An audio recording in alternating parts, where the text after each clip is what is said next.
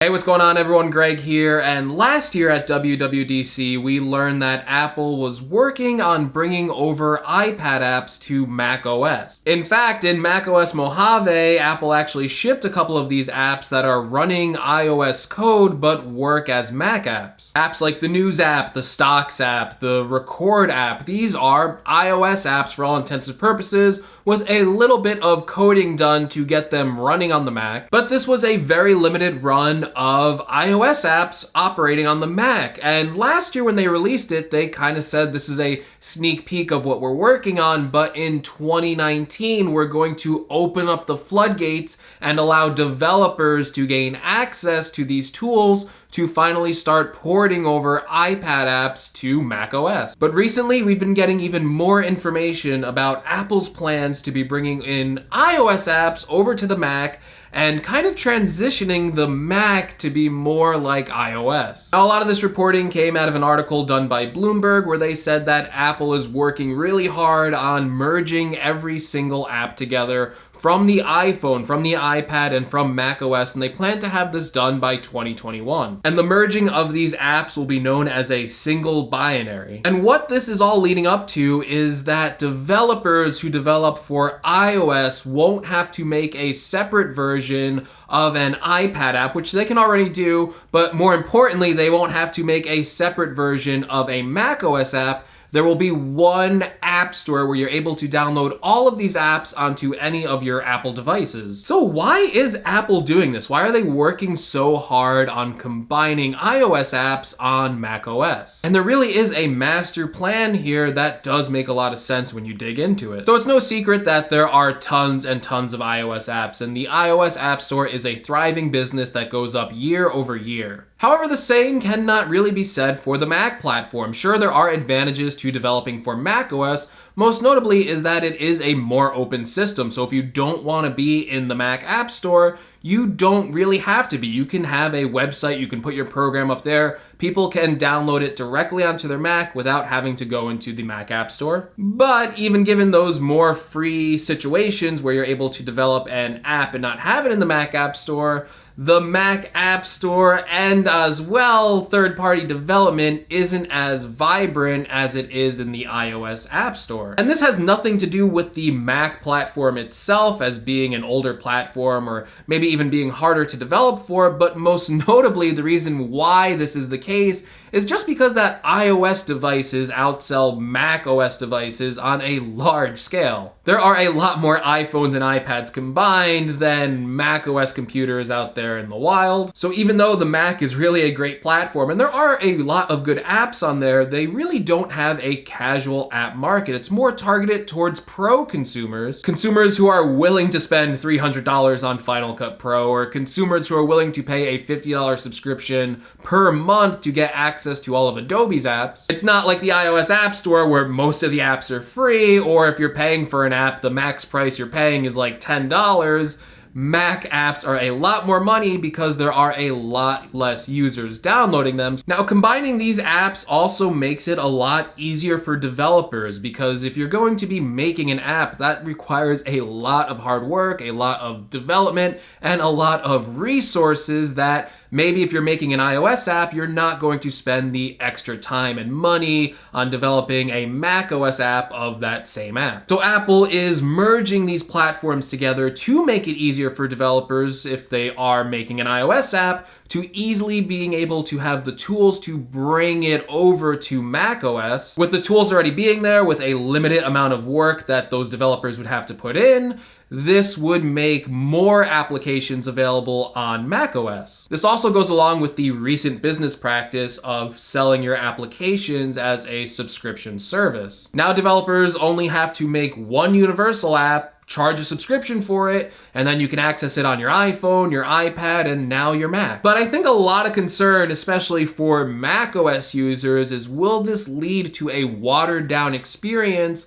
of using apps on the Mac, and will other applications like Final Cut Pro, will those be neglected? Will there be an iOS version of that app, and then these kind of specific Mac apps that are really targeted at pro users Will those kind of go away? Will those vanish? Will the quality control of Mac applications just go straight down the tube? And I think there are valid arguments on both sides, but I tend to be a bit more of an optimist. I think those pro apps are still going to be there because people need those pro apps to get their jobs done. So Final Cut Pro, I don't think, isn't going to take a major downturn. I don't think things like Photoshop are going to take a turn for the worse either. People have to use those apps constantly and on their daily workflow, so I still think there will be a vibrant market for pro apps, just like there is today on macOS. Where I tend to be more optimistic is that this will bring in a lot of apps that would never see the light of day on macOS. So think about all those apps that you have on your iPhone and iPad and you wish there was a macOS version. I can think of a lot of apps that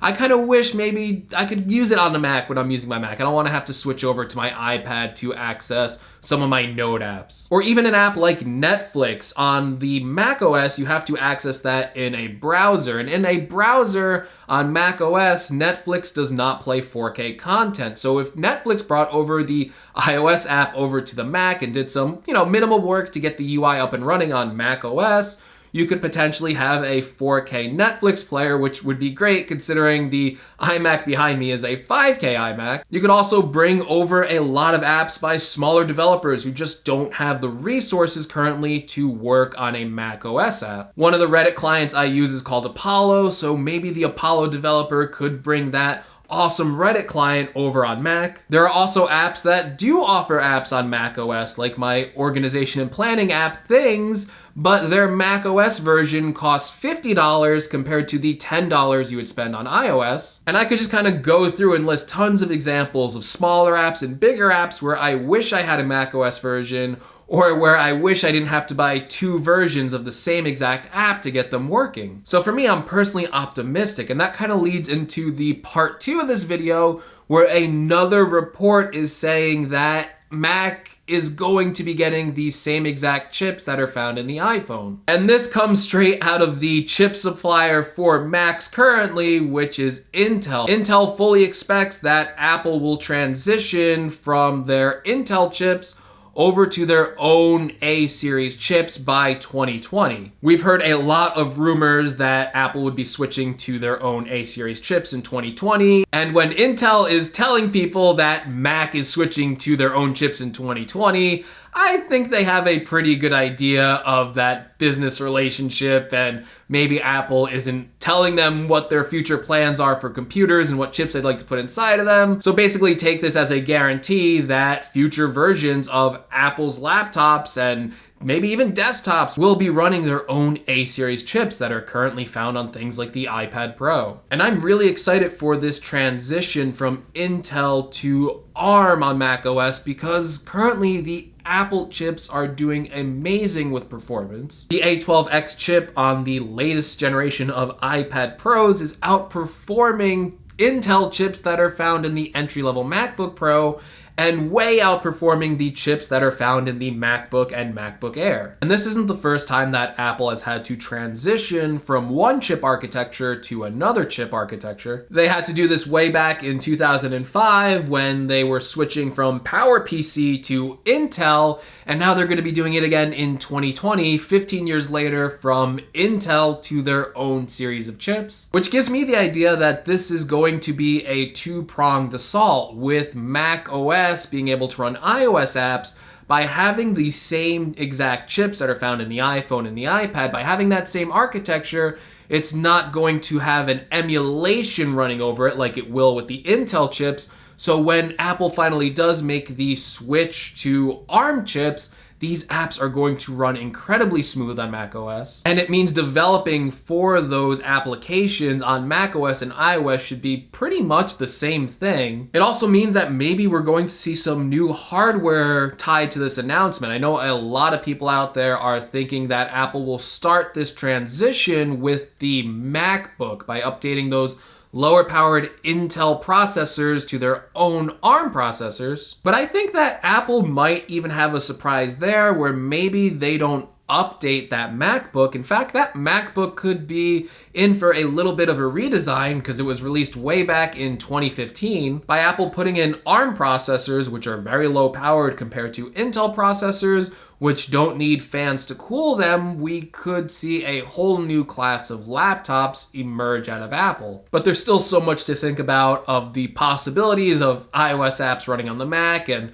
what Apple's future hardware plans will be now that they're controlling their own chips. This gives them a lot of flexibility in the hardware and software department. So I think as fans of these operating systems, we can expect some really cool things in 2021. But enough about what I think. Let me know what you think in the comments below. Are you excited for iOS apps running on the Mac? Are you excited for this future transition from Intel to Apple's own chips? And are you excited about the future possibilities of future hardware like an iBook laptop? Also, if you want to follow me on social media or support the channel in any way, make sure you check out the links in the description. And as always, I will see you all in the next video. Take care, everyone.